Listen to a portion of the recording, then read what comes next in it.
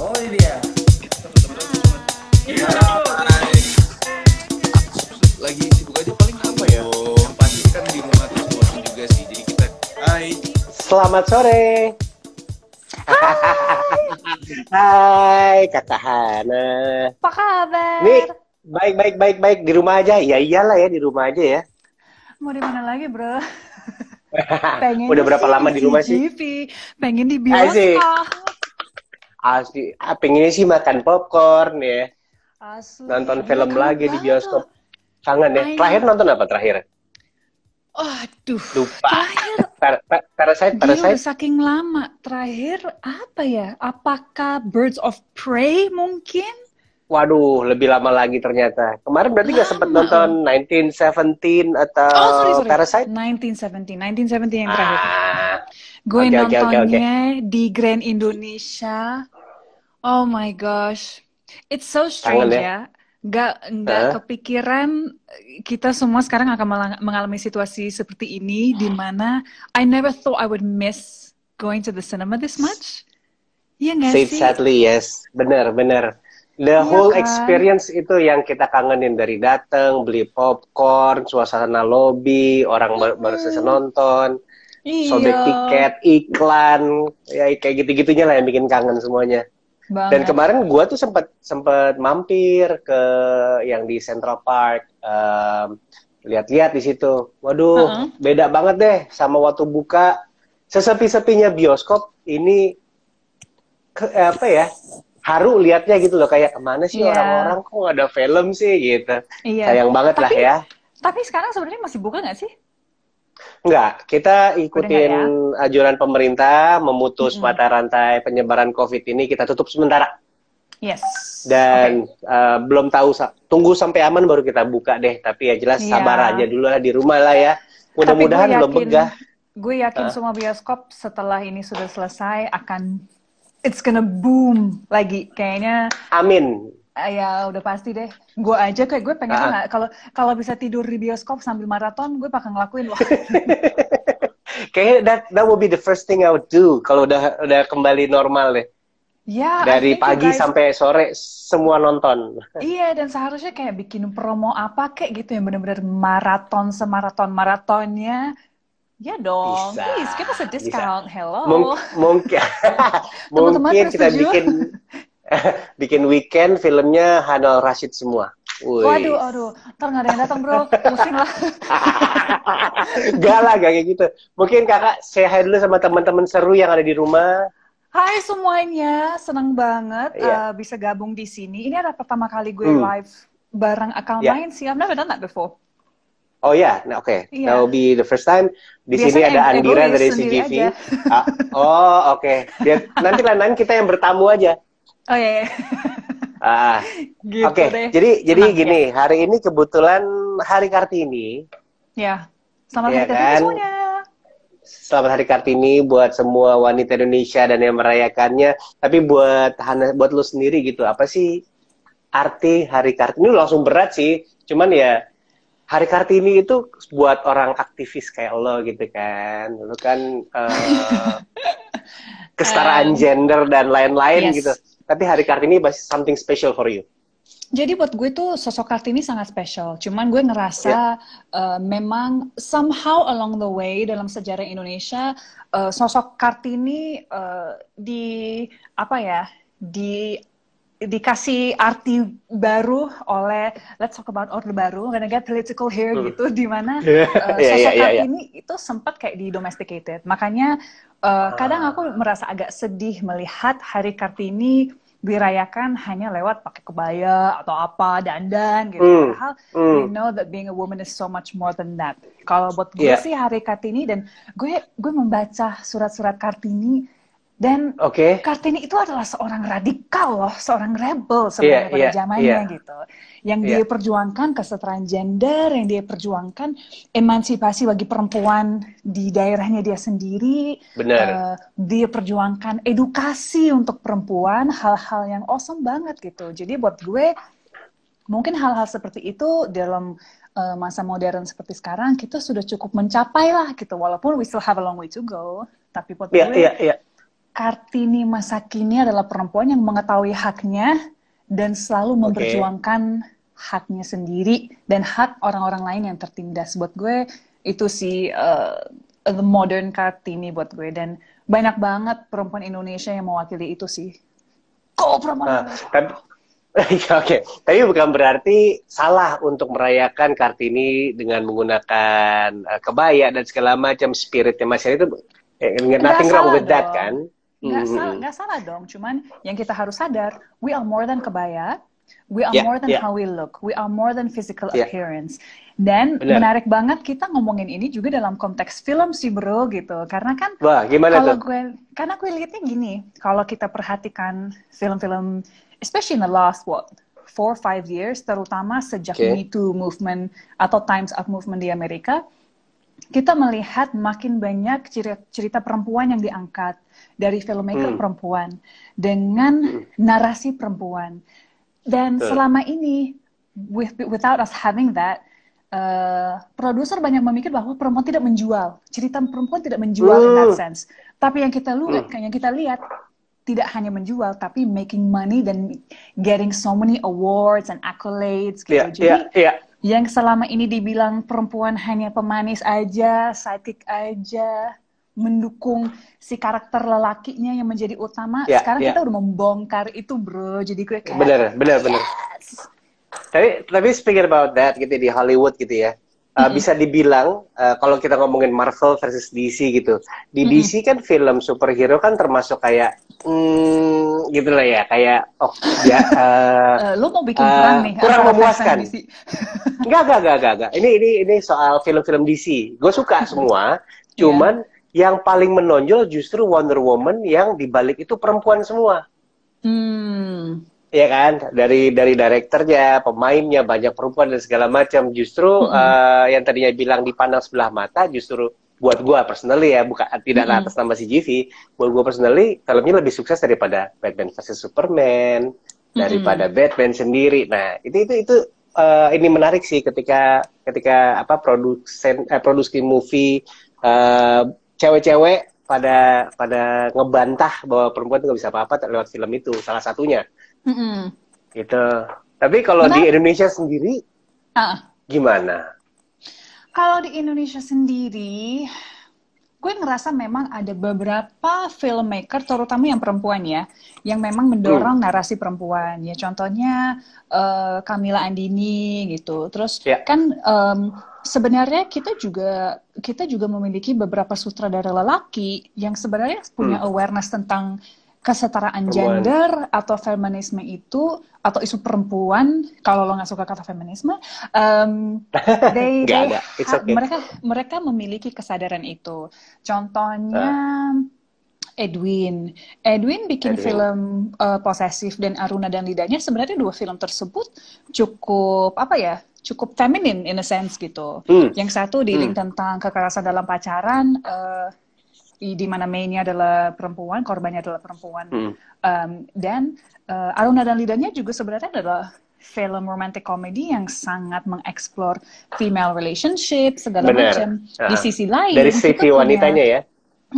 Di sisi lain kita juga punya Joko Anwar yang di setiap filmnya sebenarnya selalu ada karakter perempuan yang menarik, selalu ada sesuatu yang berbeda. Bahkan film terakhirnya dia, Perempuan Tanah Jahanam, it's like a female led cast. Dan menariknya ini adalah horror loh. Ini adalah genre yang typically very male ya sebenarnya gitu. Tapi dikuasai oleh perempuan-perempuan. Bener. Di film-film Joko tuh kelihatan bahwa karakter perempuan di film-film Joko itu bukan tipikal perempuan gitu loh. Jadi kayak bener-bener kuat banget dan bukan kayak tipikal apa yang diimprint di kepala orang selama ini gitu. Cukup kuat lah. Dan lo tau nggak yang gue suka dari these women?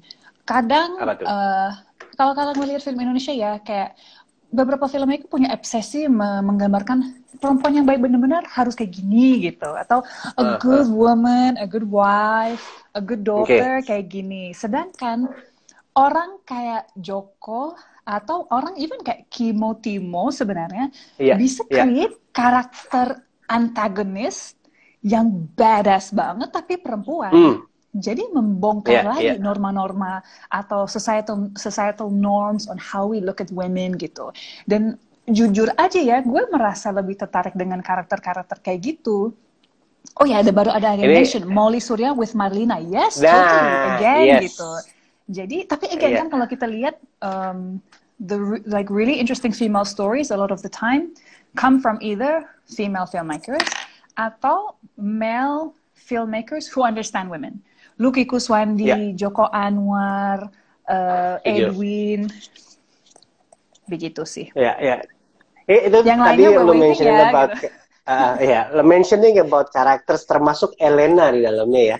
Yes. Elena is like nggak bisa gue lupain gitu dengan undercutnya dan segala macam, kayak ini badass banget karakternya gitu. Nah itu dari beberapa karakter yang pernah lo mainin sebelumnya gitu. Ada mungkin yang baru-baru ini lo posting, ada Adri, ada Elena, ada Nadesda, kemudian termasuk Cantika sang perawat ya. di mana sih? Iya, nggak apa-apa, tapi tetap kayak waduh, kok ada Elena di sini Ci gitu. Tapi di karakter-karakter ini mana sih satu yang paling dekat dengan Hana, yang paling menyerupai lah. Terus yang kedua yang paling kayak nih kalau dia di barisan aktivis dia paling depan, itu siapa? Oh wow. Di antara karakter yang pernah lo mainin. Gue ngerasa sebelumnya gue harus say thank you banget loh ke CGV. Karena karena kan The Night Comes For Us obviously tayang di Netflix kan gitu. Tapi kita semua dulunya kita punya impian bisa nonton di layar besar. Dan kita sempat dikasih kesempatan itu di CGV. So thank you so much. It's a secret, guys. Only we could do it, but now I have the chance to say thank you. Bahwa beberapa dari kami memang dikasih kesempatan untuk nontonnya di layar gede banget, and it blew my mind. Kita aja nggak boleh nonton. Exactly. Sorry ya. Tapi thank you CGV. Tapi gimana ya? Gue ngerasa secara intelek mungkin Nadesta. Mungkin Nadesta tuh adalah karakter perempuan yang walaupun gue tidak identify sama sekali dengan kepercaya dirinya Nadesta, itu nggak gue banget. Her sensuality itu nggak gue banget gitu. Tapi her mind in the sense of her intellect dan cara dia bisa berdebat sama orang dan cara dia tidak ragu untuk menyuarakan opininya dia, mungkin itu Hana banget sih sebenarnya gitu. Gue identify di situ. Untuk yang lainnya gue nggak tahu ya, karena banyak karakter yang gue mainin itu orang sinting semua bro gitu. Jadi kalau dibilang menyerupai, ntar gue harus mengaku bahwa gue psikotik. Tapi kalau ada satu karakter yang I wish I was her in real life, kayaknya Elena deh.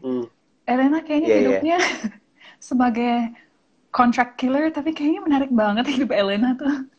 Kalau would you do the haircut again? You know what, like gue kan sempat bikin YouTube video tentang perjalanan rambut gue sepanjang bikin film itu ya gitu. Check my YouTube channel guys gitu. Terus honestly rambut gue patah dan it was a horrible experience post itu karena mungkin gue agak shock dengan apa yang terjadi secara physically kepada rambut gue. Tapi honestly totally worth it. Kayak I would do that hairstyle again and again and again untuk jadi karakter dia lagi sih. Gue mau banget. Bahkan even gue kepikiran, this is another thing bro yang menjadi hambatan menurut gue ya untuk perempuan di industri perfilman Indonesia. Rata-rata karakter perempuan yang ditawarin tuh di dalam skrip tuh even secara look aja kayak lo nggak bisa bener-bener go jauh gitu. Kayak even kalau kita lihat, gue ada beberapa teman deket yang menjadi makeup department gitu di film, dan mereka juga bilang kayak, tau gak sih salah satu department yang paling neglected itu adalah makeup.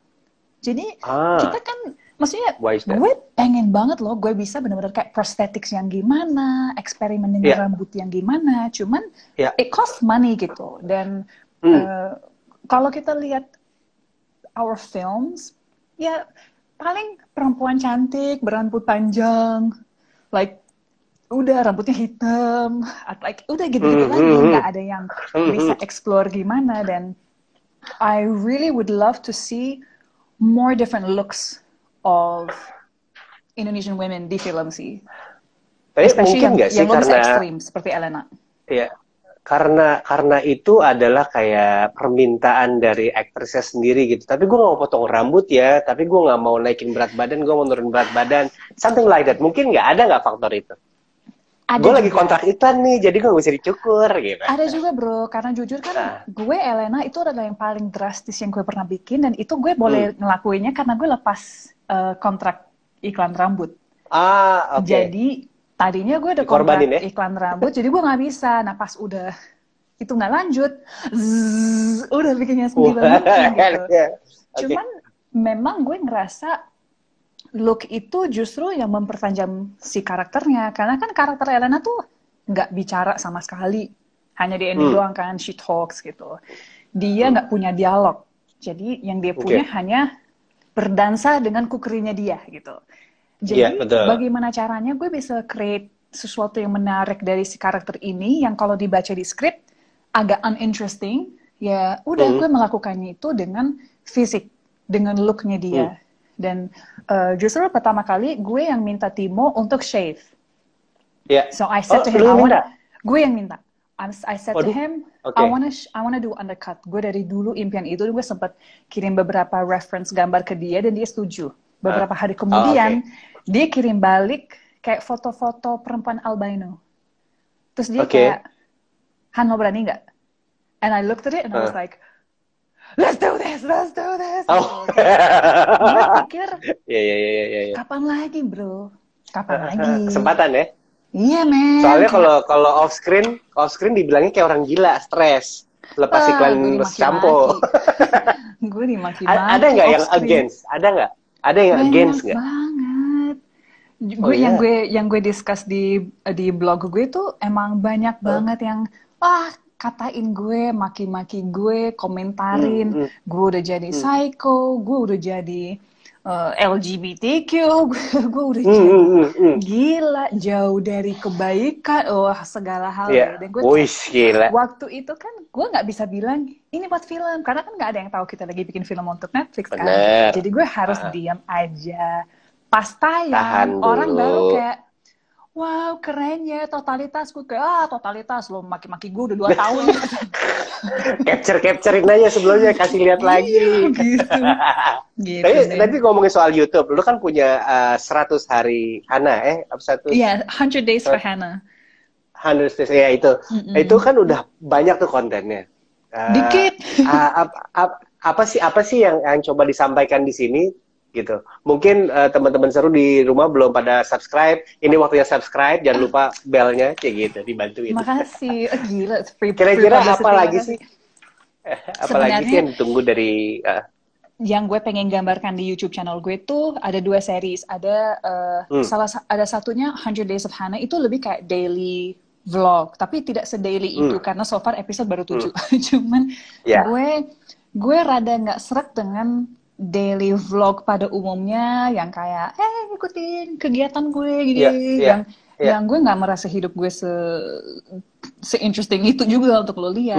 Tapi yang gue ingin kasih I wanna kasih tunjuk, atau gue pengen kayak sini deh lu lihat aja dikit-dikit aspek dari hidup daily gue, tapi dibalut dengan narasi yang lebih bersubstansi gitu. Jadi setiap episode ada temanya, kadang bisa tentang gue naik ojek, atau bisa tentang public transport yang lain, atau bisa tentang film yang gue sempet bikin, atau kayak si The Night Comes For Us hair transformation yang itu 2 tahun gue kumpulin footage-nya gitu. Jadi it's a way to get to know me better, tapi with my own way, supaya gue tetap bisa menjaga privacy. Kayak gue pengen banget membagi, tapi gue juga pengen jaga juga gitu. Tapi banyak cara untuk kenal sama karakter gitu ya, selain lewat YouTube channel. You already have YouTube channel. Dari karakter-karakter di filmnya, mungkin film favorit sama musik favorit itu juga bisa kenal orang dari situ. Tapi kalau ngomongin musik sama film favorit, itu apa kira-kira? Satu-satu. Film favorit ini lagu Hana banget nih. Oke. Well, kalau film dulu ya. Film dulu ada satu film Prancis, teman-teman semua catat judulnya La Haine atau La Haine. Itu adalah film Mathieu Kassovitz, dia adalah sutradaranya, dan itu film Vincent Cassel waktu dia masih muda. Film itu menang Palme d'Or di Cannes Film Festival tahun 94. Film paling sempurna menurut gue, karena premisnya cukup simple, cukup menarik. Dia cerita tentang 24 jam setelah sebuah kerusuhan di salah satu daerah ghetto di outskirt of Paris, di mana ada 3 teman. Satu Yahudi, satu Arab, satu Afrika. Dan udah ngikutin aja hidup mereka 24 jam setelah kerusuhan, di mana salah satu teman mereka mengalami kekerasan oleh seorang polisi. Jadi high tension banget.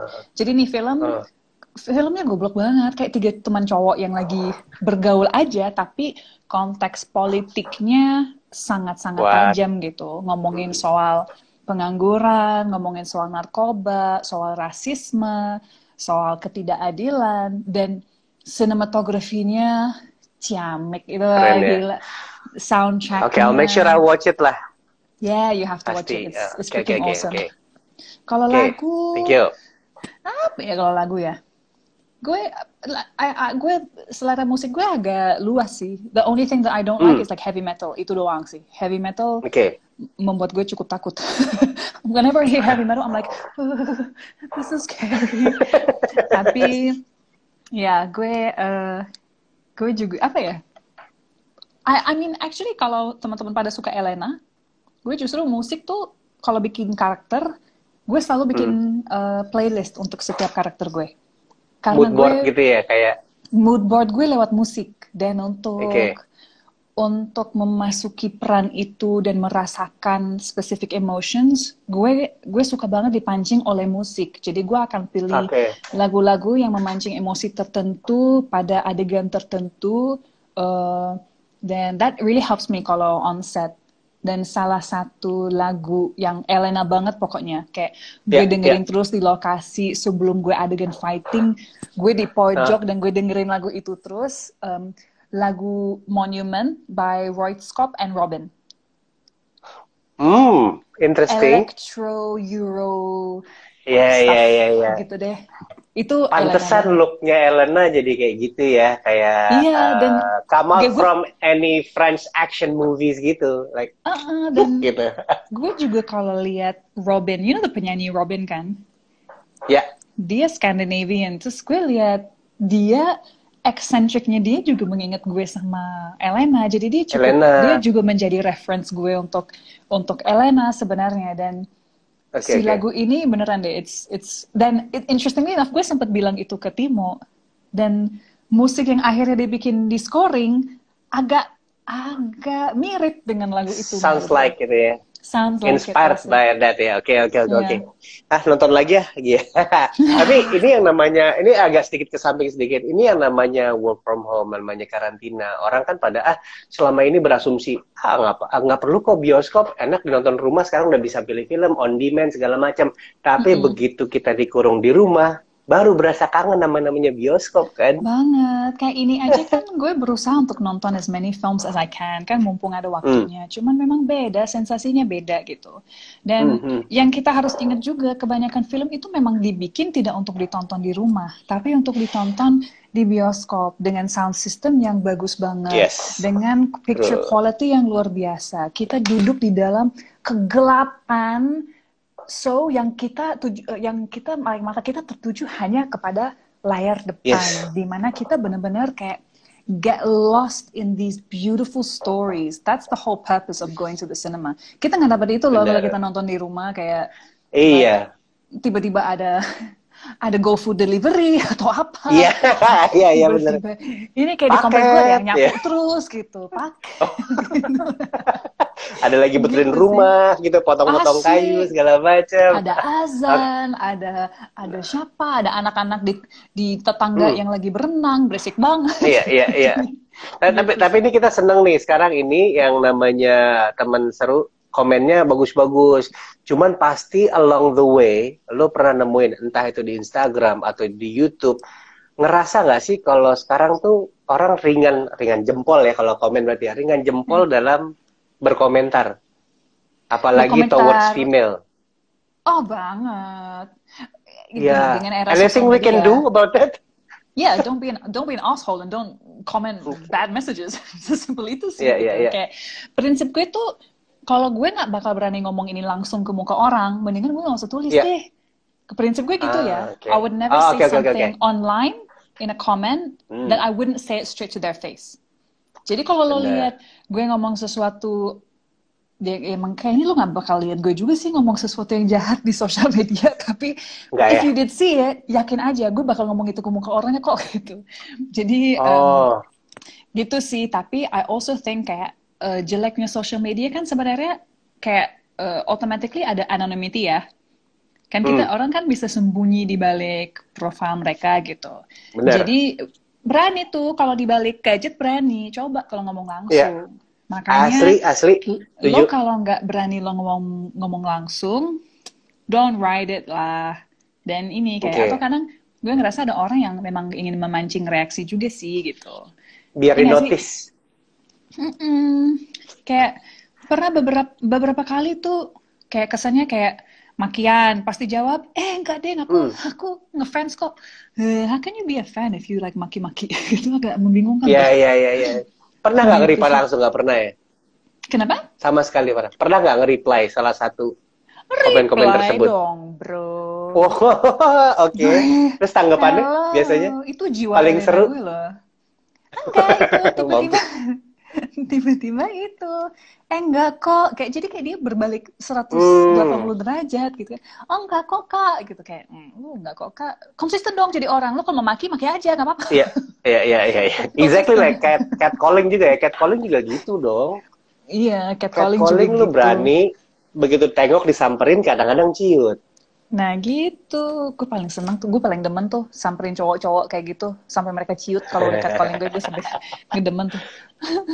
Wah, apalagi Ellen aja keluar langsung. Lu ngomong apa? Sat aja. Oke, ini kalau balik lagi soal Kartini. Kemarin itu lu kenal banyak perempuan Indonesia gitu. Dari ibu menteri, dari pekerja di dunia film, musisi. Kalau kita bisa bilang, siapa sih Kartini zaman sekarang gitu ya, bisa dibilang ini sosok Kartini yang muncul di tahun 2020 gitu. Selain lo pastinya ya. Kira-kira siapa lagi sih? Aduh, I think there's a lot. Honestly, gue ngerasa banyak banget. Dan gue ngerasa kayak yang paling menarik sekarang ya, berbagai perempuan Indonesia udah menemukan keberanian untuk ngomongin atau udah memilih satu isu and mengadvocate untuk itu gitu. Contohnya kayak ada Nadine Alexandra. Nadine Alexandra itu menurut gue sekarang selain menjadi identik dengan perempuan yang ingin mencapai kesetaraan gender, tapi dia juga seorang environmentalist dan dia sangat konsisten dalam menyuarakan isu-isu environment itu segala macam. So I think there's a lot. Kartika Yahya juga termasuk salah satu musisi yang juga udah membentuk yayasan dan trying to focus on women's rights issues gitu. Saat RUU permusikan juga ada, dia juga she's also a part of that gitu. Mian Tiara, menurut gue Mian Tiara adalah salah satu pendatang baru di dunia perfilman yang selain super talented tapi juga sangat berani menyuarakan isu pelecehan di lokasi syuting. Dan gara-gara dia berani mengungkapkan itu secara publik, kami yang lainnya juga menyusul membackup dia gitu. So I think there's a lot. Emang ada kejadian apa sih? Kalau boleh diceritain. Kalau masalah pelecehan di lokasi syuting itu masih sering banget terjadi gitu. Bisa pelecehan verbal, pelecehan fisik, pelecehan seksual itu masih sering banget terjadi dan sayangnya pada umumnya kita tidak punya SOP in place untuk menghandle isunya. Jadi walaupun sekarang itu is hopefully changing dan itu adalah juga bentuk advokasi baru untuk gue juga sebenarnya, di mana gue sangat pengen kita melobi kepada filmmaker supaya mereka sadar bahwa ini adalah isu penting dan mereka butuh bikin kebijakan soal ini. And actually Mira Lesmana dari Miles Films juga menjadi salah satu orang pertama yang meng-create pasal tentang pelecehan di dalam kontrak kerja. Jadi diharapkan sih semua filmmaker akan melakukan itu. Karena sekarang kalau kita ngomongin kontrak ya, pasal soal narkoba ada, di mana ada denda, ini segala macam. Nah, menurut gue, I don't know anything about drugs, jadi tapi asumsi gue itu tidak sering terjadi gitu. Itu kan ada sesuatu yang bisa dipidana dan very serious. Tapi kepelecehan itu sering banget terjadi dan belum ada kebijakannya. So ke depan mungkin kita akan coba fokus ke itu juga sih, to try and raise awareness soal pelecehan di lokasi syuting. Karena ini juga sih kali ya, masih banyak yang bersembunyi kayak ya namanya juga pendidikannya gitu-gitu, atau balik lagi ke background. Terus ada juga yang bersembunyi di bahkan kadang-kadang ada orang tua dari perempuan atau gimana kayak perempuan tuh nggak boleh kayak gitu. Bahkan orang tuanya sendiri yang membatasi kebebasan dalam mengungkapkan sesuatu dari seorang perempuan gitu kan. Iya, exactly. Dan ini juga sih kalau tapi mungkin di angkatan kita udah lumayan mendingan ya, angkatan baru-baru ya. Yeah, I think so. Gitu. Tapi kalau I think there's still much more to do gitu. Karena kan at the end of the day victim blaming masih sering terjadi. Perempuan justru yang sering disalahkan walaupun mereka menjadi korbannya tetap aja disalahin. Bingung juga kan. Logikanya gimana tuh gitu. Dan yang kita lihat adalah what do you say? Abaikan, how do you say?